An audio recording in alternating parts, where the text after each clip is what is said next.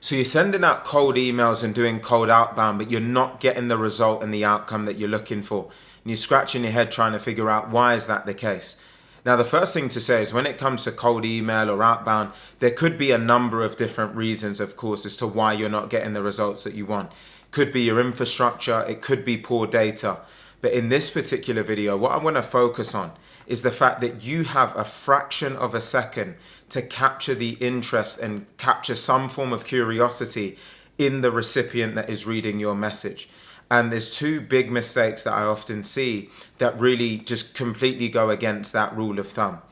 The first is that you need to just cut the fluff, right? Think about the audience that you're reaching out to. These are busy people. They've got a lot going on and there's a lot of different people that are vying for their attention.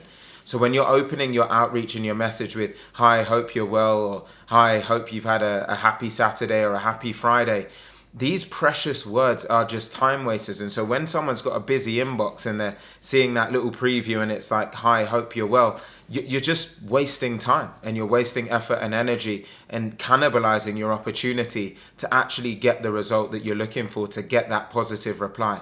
So cut the fluff and be mindful about the audience and the target persona that you're reaching out to, which really brings me on to my second point, which is that when you are truly being considerate of the person and the target market that you're trying to reach, the individual persona that you're trying to reach, the way that you craft your message is so important, because what you need to be able to do is to convince that person in a fraction of a second that you understand their world, that that message feels like it's specifically been tailored for them.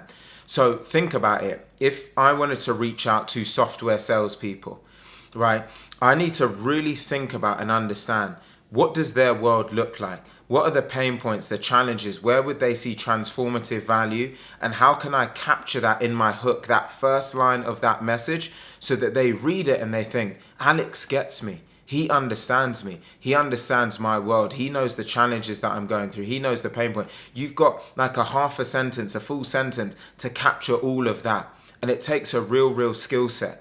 So you've got to just take that moment to think about, who am I trying to reach and what do they care about? And how can I capture that in a hook, in a single sentence? And that's not easy to do, but that's the question and the thing that you've got to solve for. What I often see is that organizations don't get specific enough with this. Because say now I'm talking about trying to reach a software salesperson. Now a software salesperson working for a company, a brand new startup that has 5 employees, has a very different set of challenges and things that keep them up at night from a really experienced enterprise salesperson that's been doing this for 10 years, right? They're two different personas. So if you're sending the same message to those two different personas because they're both software salespeople, you're going to have a really hard time of actually getting the result that you're looking for.